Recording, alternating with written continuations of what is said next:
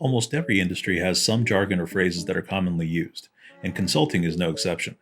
In fact, one of the key hallmarks of consulting is the way consultants talk, which is usually a mix of confusing acronyms, jargon, metaphors, and idioms. All of this can make for a confusing and infuriating experience, and at the end of the day, might leave you wondering if anything was said at all. So today I'd like to take a few minutes and walk through some of the most commonly used phrases in consulting speak, including some of my own personal favorites. Now, I'd be remiss if I didn't start off by mentioning one of the most famous acronyms in consulting, MICE, which stands for Mutually Exclusive, Collectively Exhaustive.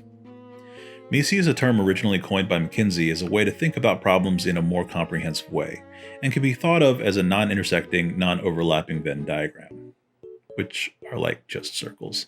Johnny, these are just circles. You have to label them to... Yeah, no, thanks. That's very helpful.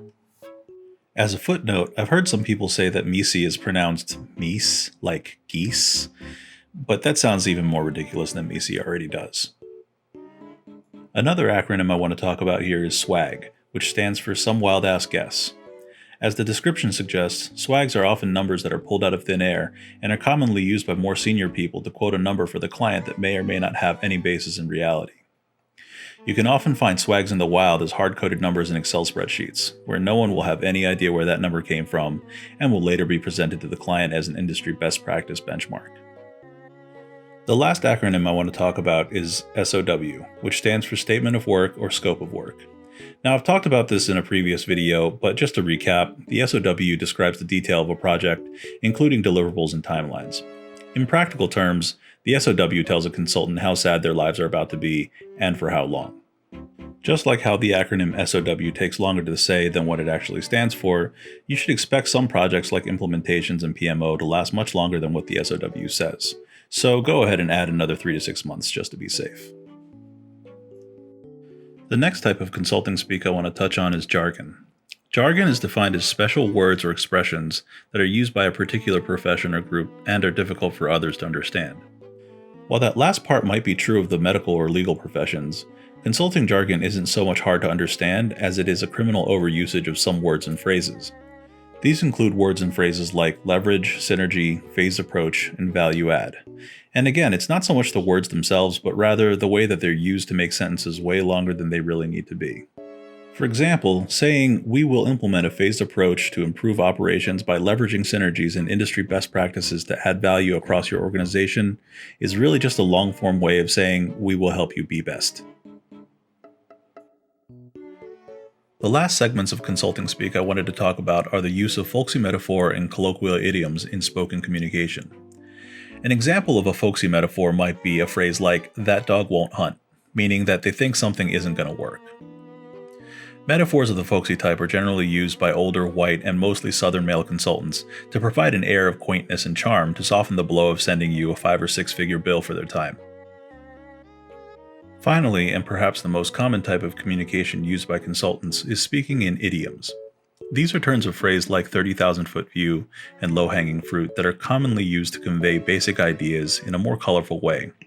These also force the listener to perform some mental acrobatics in order to decode what's being said, or if anything's being said at all.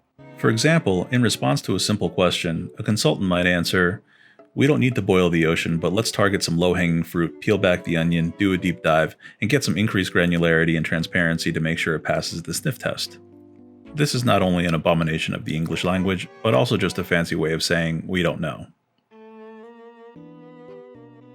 So I wanted to close out this video with a quick lightning round of common consulting speak words and phrases, as well as some of my own personal favorites. The beach, or bench, refers to time spent not staffed on a project but still drawing a paycheck.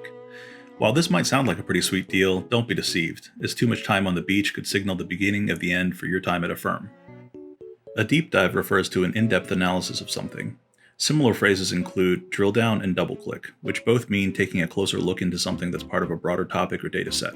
Cadence is used to describe how often you'll be doing an unpleasant task. Due diligence is what first-year consultants actually mean when they say they're staffed on an M&A project. Saying you have a hard stop is used as an excuse to dip out of a meeting early. And the parking lot or shelf is where you put things that you don't want to talk about, either now or ever.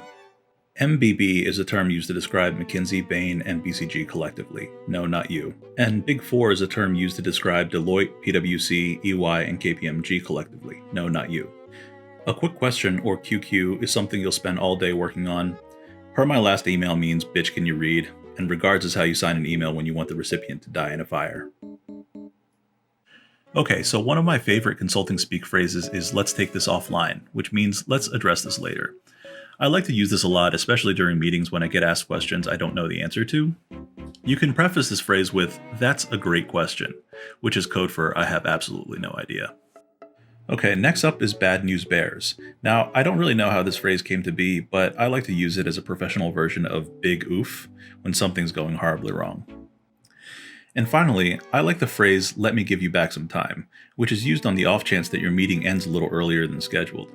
I like to use it because it makes me sound like a super gracious and generous meeting leader, and it gives me feelings of power and control, which, if I'm going to be honest, is a nice little break to have because everything else about the project is going off the fucking rails.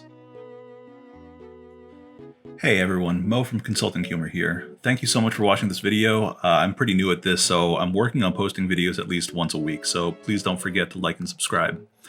And also, please let me know in the comments what your favorite consulting speak phrases are and any topics that you'd like me to cover in the future. Thanks.